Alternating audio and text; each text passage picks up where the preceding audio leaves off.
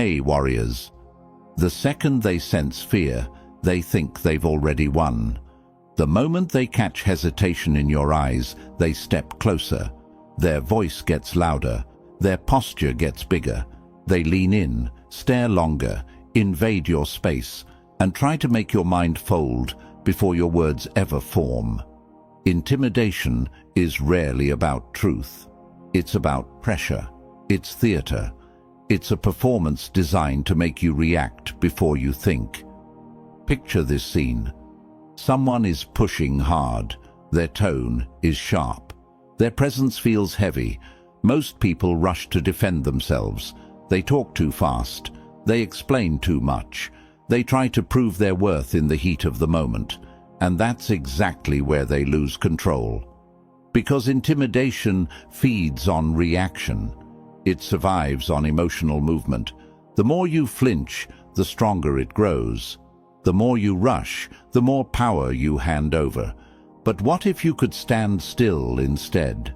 What if, in the exact moment they expect you to shrink, you become steady?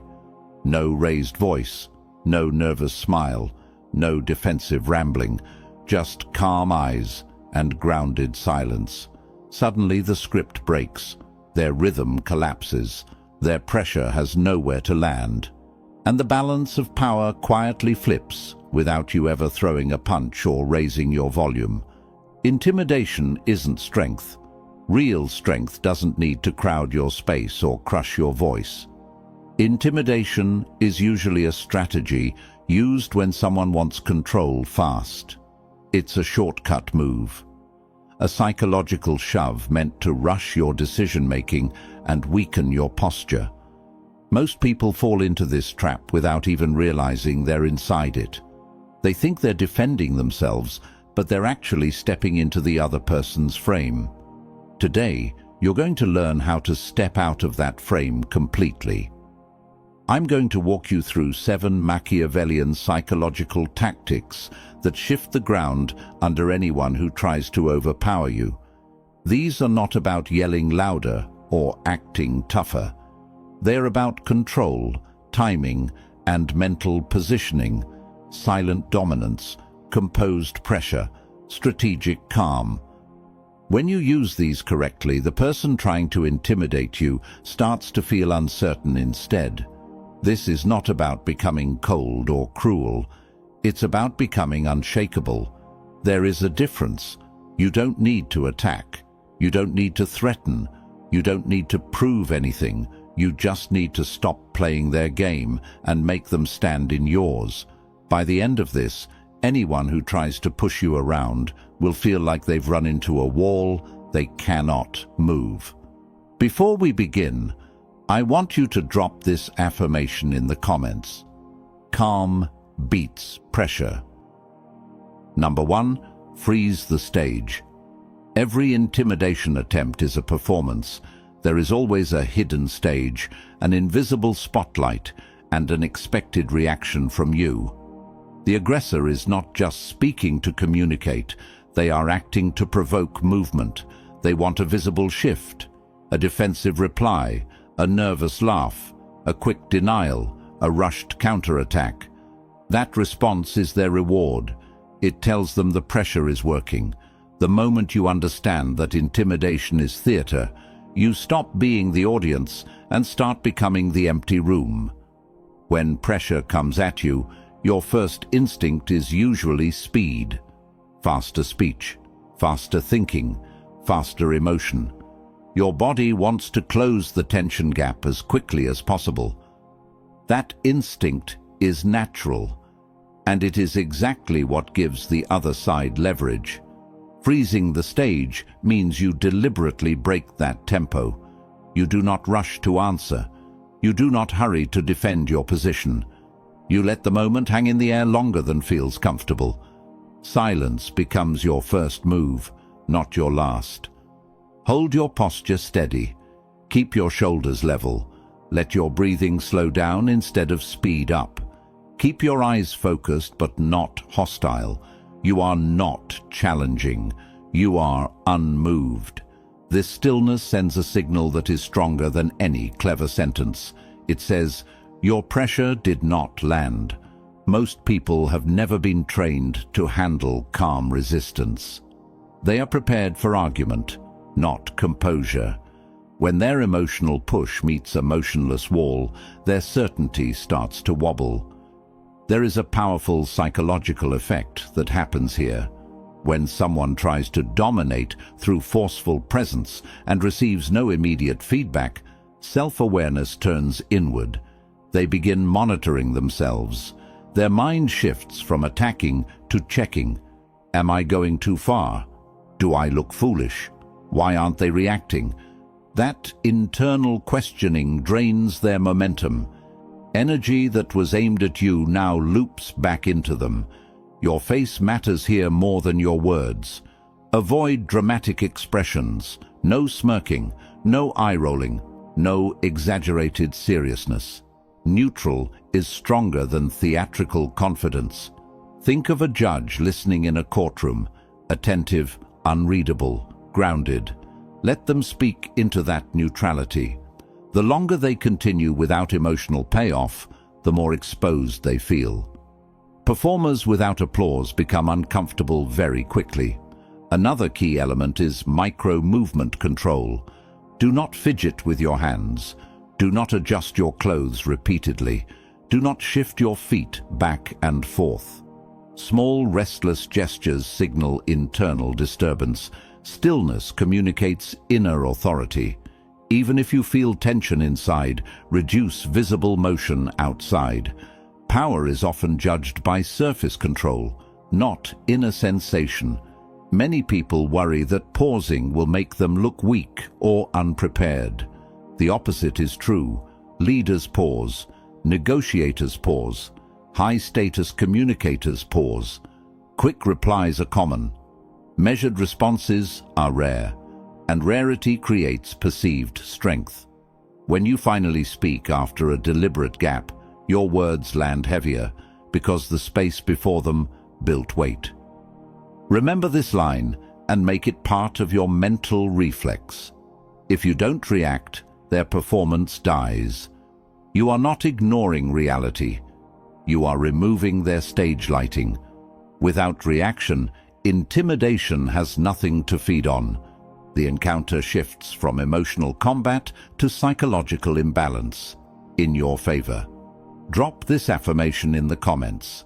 Stillness is power. Number 2, make them reveal. Pressure works best when it stays vague, forceful, and one-directional. The intimidator throws statements like punches, sharp, loud, and forward, hoping you stay busy blocking instead of examining. Your counter is not louder resistance. Your counter is precision inquiry. You turn the spotlight around and make them unpack their own words. When someone is forced to clarify, justify, and specify, their emotional advantage begins to leak away. Most dominance attempts rely on broad claims and loaded phrases. You always mess this up. Everyone knows you can't handle this. This is a terrible decision. These lines feel heavy because they sound final, but they are often built on air. The moment you calmly ask for definition, the weight drops. Ask in a steady voice, what exactly do you mean by that? Which part specifically? Based on what evidence? Walk me through your reasoning. Each question is like turning on another light in a dark room. Shadows stop looking frightening when fully lit. The key is tone. Your delivery must be even, grounded, almost curious. Not sarcastic, not challenging. Clean curiosity disarms faster than confrontation. When your question sounds genuinely investigative rather than defensive, the other person cannot easily accuse you of being combative. You are not fighting, you are examining. That shift forces them out of attack mode and into explanation mode. Explanation is slower, cognitively heavier, and emotionally weaker than accusation. There is a psychological law at work here. The person doing the explaining is spending status energy. When they must keep supplying reasons, details, and logic, they are working harder than you. Cognitive load rises. Verbal stumbles increase. Emotional momentum fades. Meanwhile, you remain composed, asking short, surgical questions. You are steering without pushing. Use narrowing questions rather than open, wandering ones. Start broad, then tighten. What exactly is the problem you see? Which outcome concerns you most? Where did you get that information? What would you prefer instead? Each layer reduces exaggeration and exposes assumptions. Many intimidation tactics depend on emotional exaggeration.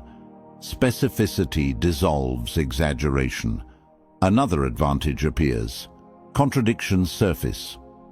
When someone speaks aggressively, they rarely maintain internal consistency. As they elaborate, gaps appear between their earlier claim and their later reasoning. Do not jump on those gaps immediately. Let them keep talking. Silence after their answer often pulls out even more detail. People rush to fill quiet space and often reveal more than they intended.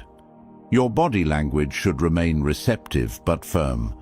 Slight head tilt, steady eye contact, minimal nodding. Avoid rapid agreement signals. You are listening, not surrendering. Keep your breathing slow enough that your voice never climbs in pitch. Vocal steadiness communicates that you are not under threat. This approach also protects you from emotional hijacking. Questions anchor your mind in analysis rather than reaction. Instead of thinking, "How do I defend myself?" you think, "What is actually being claimed here?" That mental pivot alone reduces stress chemistry and improves judgment. Remember the principle: when pressure is forced to explain itself, it shrinks. You are not dodging, you are dissecting. And once intimidation is dissected, it rarely survives intact. Number 3, speak slowly, move slowly. Urgency is the fuel of intimidation. The person applying pressure wants speed, fast answers, fast concessions, fast emotional reactions. They try to compress the moment so tightly that you don't have room to think.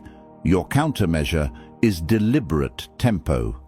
You stretch the moment instead of letting it be squeezed. You slow your speech pattern, your gestures, even your head turns.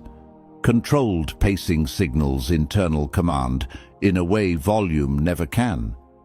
When human beings feel threatened, their nervous system accelerates. Words come out clipped.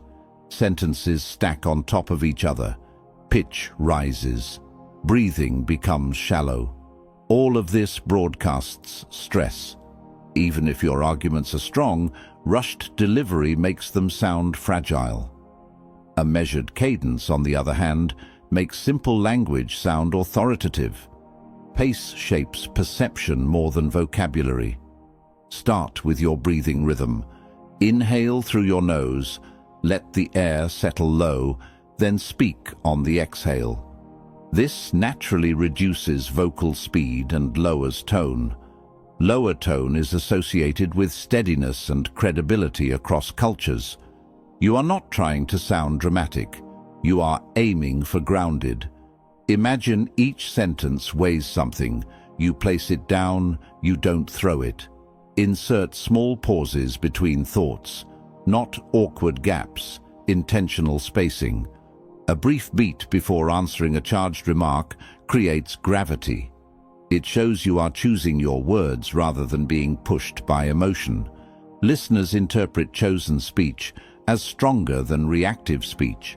The pause also forces the other person to wait inside their own tension, which weakens their emotional surge. Your physical motion should match your vocal tempo. Quick hand movements, finger pointing, and abrupt shifts in stance suggest agitation. Instead, keep gestures economical. One hand movement instead of 5. One posture adjustment instead of constant repositioning. Think economy of motion. High-status presence is usually quiet in movement, not busy. There is also a contrast effect that works in your favor. Aggressive behavior often looks chaotic when placed beside calm pacing. When one person is loud and fast while the other is steady and unhurried, observers, and even the aggressor's subconscious, assign stability to the slower presence. Stability reads as strength. Speed reads as strain. Be careful not to drift into sluggishness.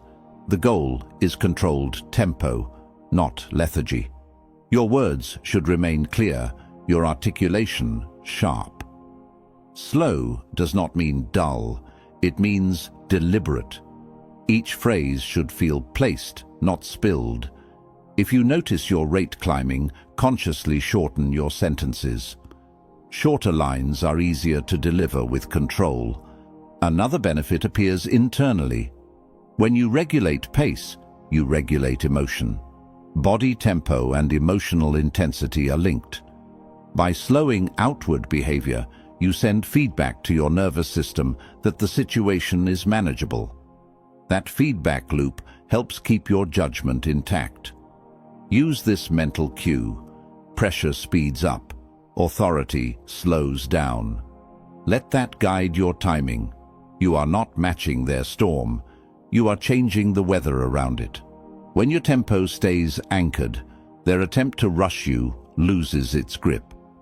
Now, I want you to drop this affirmation in the comments. My pace wins. Number 4. Control the space. Human interaction is never only verbal. Territory, distance, and positioning constantly send signals beneath the surface of conversation. An intimidator often tries to win physically before they win verbally. They step too close. They loom. They angle their body to crowd your line of sight. They try to make you retreat by inches. Those inches matter. Each small backward shift quietly transfers authority. Your objective is not confrontation. It is spatial ownership.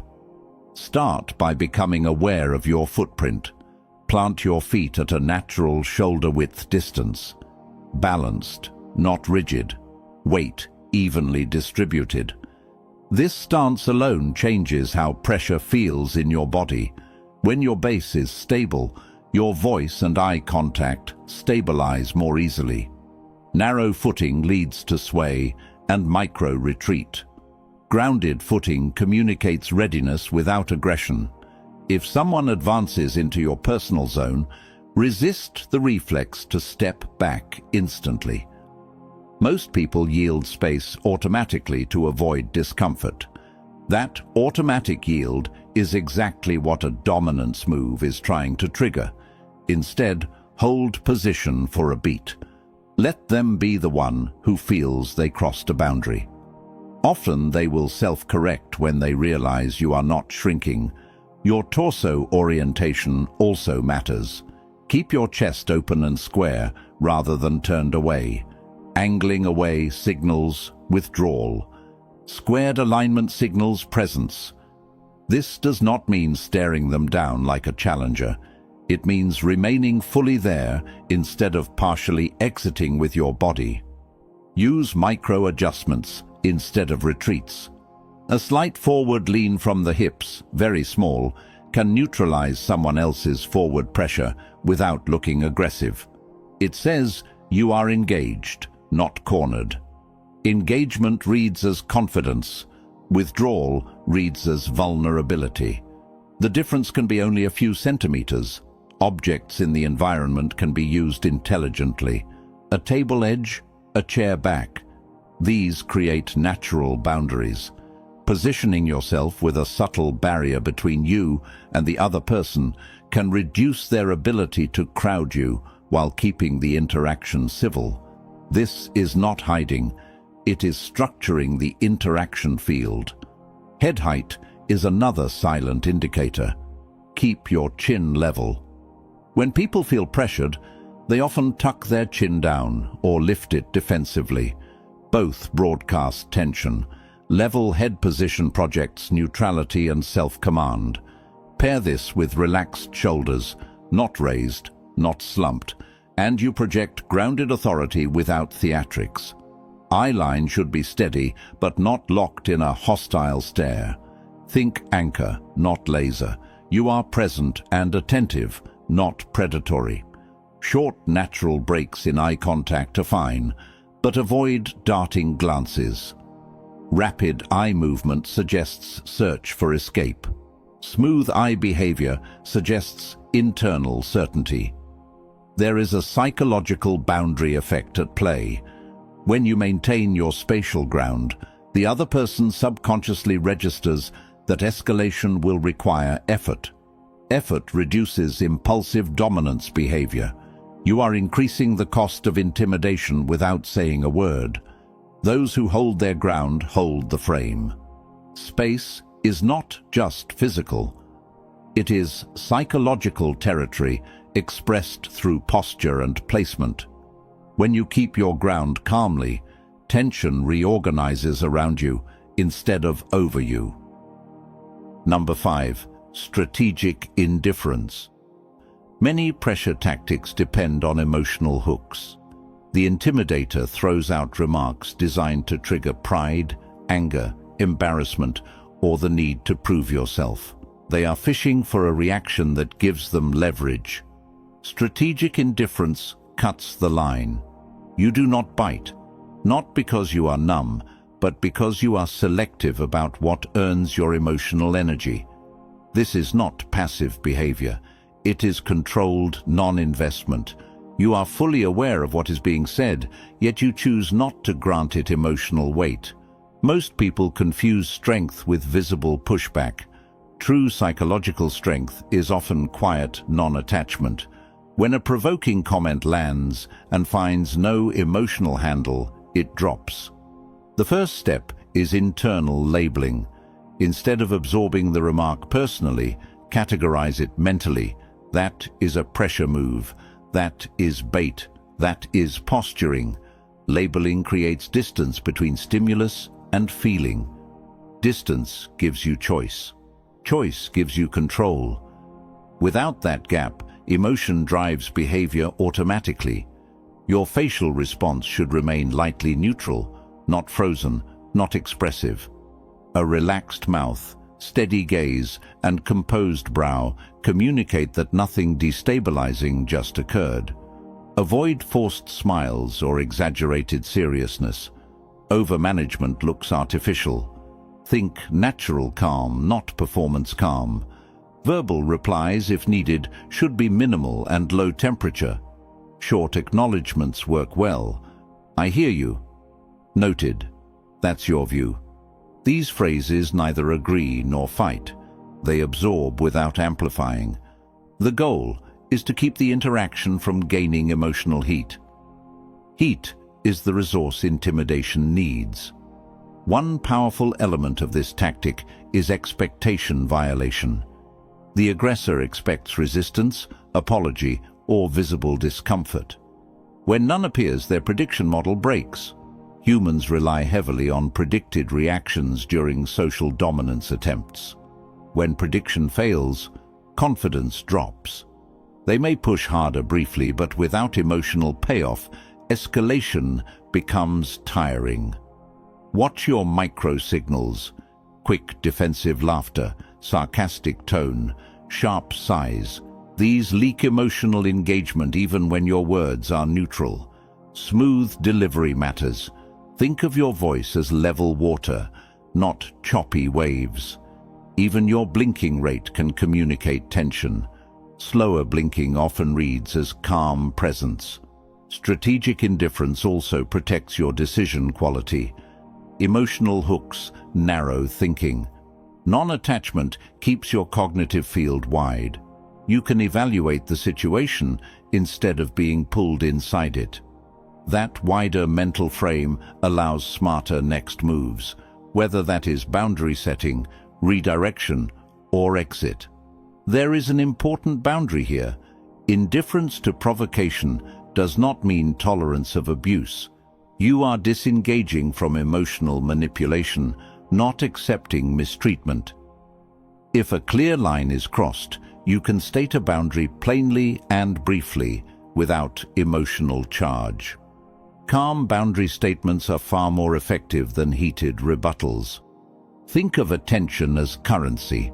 Every visible emotional reaction is a payment. Spend only where return is worthy. When you stop paying, manipulators lose funding for their tactics. Their pressure runs out of fuel. What you refuse to emotionally sponsor cannot psychologically control you. Detachment, when chosen consciously, is not weakness. It is leverage. Number 6. Agree without losing. Most intimidation scenarios are built on a forced choice illusion: fight back or fold, argue or submit, push or be pushed. That binary is a trap. There is a third path: calibrated agreement. You acknowledge a fragment of what was said without surrendering your position, your boundary, or your authority. This move dissolves friction while preserving your footing. When someone expects resistance, even a small nod of acknowledgement disrupts their attack pattern. Their emotional engine is tuned for collision. Remove the collision and their momentum misfires. But the agreement must be crafted carefully. You are not conceding the conclusion. You are recognizing a slice of perspective, a data point, or a feeling. Precision matters. Use partial validity language. That's one way to look at it. I can see why you'd think that. There's a point there. That sounds important to you. These phrases validate perception, not dominance. You are recognizing their viewpoint exists, not that it rules. This distinction keeps your autonomy intact. Delivery again is crucial. Your tone should be even, grounded, and unhurried. No defensive edge, no submissive softness. Think steady acknowledgement. Pair the phrase with composed body alignment and stable eye contact. The message becomes, I am not threatened by your claim, so I can afford to recognize it. This tactic works because it removes the emotional reward of forcing you into opposition. Many dominance plays are fueled by the thrill of overcoming resistance. When you do not supply that resistance, the interaction loses drama. Without drama, the aggressor must switch from force to discussion, a terrain where intimidation is weaker. After acknowledgement, add a calm anchor statement if needed, a short line that recenters your position without confrontation. That's one angle. Here's mine. I hear that. My decision stands. I understand. I'm choosing this direction. Notice the structure. Recognition first, position second. This sequence lowers friction while keeping control. Avoid over-explaining your stance afterward. Lengthy defense turns your move into justification, which drains authority. Keep your anchor brief. Brevity signals certainty. Long defense signals doubt. Let silence carry some of the weight after you state your position. There is also a neurological effect here. When people feel heard, even partially, their threat response drops. Lower threat response reduces aggressive persistence. You are regulating the other person's emotional temperature without yielding ground. That is advanced interaction control. Be careful not to stack too many agreement phrases. Excessive validation sounds appeasing. One clean acknowledgement is enough. After that, return to neutral listening posture. Let the conversation rebalance around the reduced tension. Internally, this move requires ego discipline. The urge to instantly counter every strong claim is powerful. But reflex contradiction often escalates conflict unnecessarily. Selective agreement shows confidence because it demonstrates you are not afraid of someone else's viewpoint existing near yours. Think of this as verbal aikido. You redirect force instead of meeting it head-on. The energy passes by rather than crashing into you. Calm recognition becomes a shield that looks like cooperation but functions like control. You can grant acknowledgement without granting authority. Those are not the same currency. Spend the first when useful, protect the second always. I want you to drop this affirmation in the comments. I yield nothing. Number 7. Leave calmly, win silently. The final move in any high-pressure encounter is the exit. Most people focus so much on what to say during confrontation that they forget how they leave determines the lasting impression. The closing moment becomes the memory anchor. Whoever controls the ending controls the story people replay afterward. A composed departure is a power statement that requires no applause and invites no argument. Intimidators often try to prolong the exchange. They want the last word, the last jab, the last emotional spike. They understand that extended engagement increases the chance you will slip, react, or over-explain. Your advantage appears when you refuse unnecessary duration. Once your position is stated, your boundary is set, or your acknowledgement is given. You do not linger in circular tension. You disengage with steadiness. The mechanics of a strong exit are subtle. Your voice remains level through your final sentence. No speed up, no trailing uncertainty. Use clean closing lines, such as "We're done here, I've made my decision," or "We can revisit this later." Short, final, neutral. Avoid decorative language. Finality sounds strongest when it is simple. Your body transition matters as much as your words. Do not spin away abruptly. That reads as escape. Instead, shift orientation smoothly. Gather your belongings without hurry. Straighten your posture before you move. Take your first step at a natural walking pace, not a rush. Unhurried motion communicates internal certainty. Rushed motion suggests relief or fear. Facial expression should remain composed through the exit window. Many people hold control during